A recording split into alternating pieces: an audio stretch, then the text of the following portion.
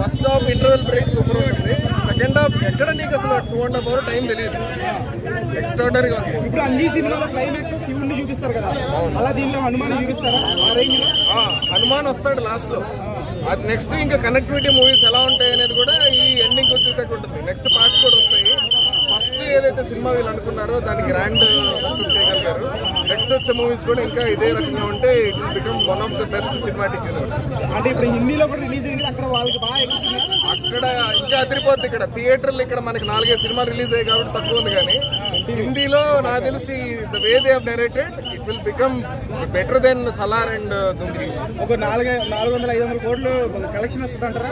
ఇంకా అది రిలీజ్ అయిన థియేటర్స్ అండ్ ఇది బట్టి, బట్ ఓవరాల్ గా అయితే it is super duper hit. చాలా బాగుంది. చిరంజీవి గారిని చూపించారా?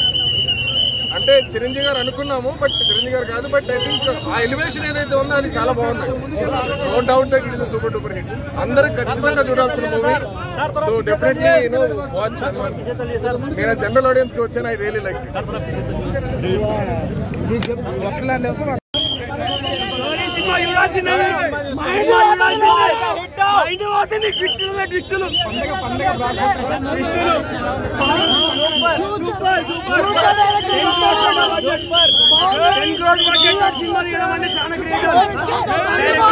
డైరెక్టర్ కి మెచ్చుకోవాలి.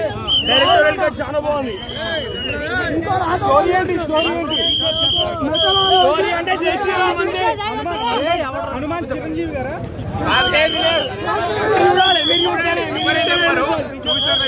సినిమా మాత్రం అల్టిమేట్.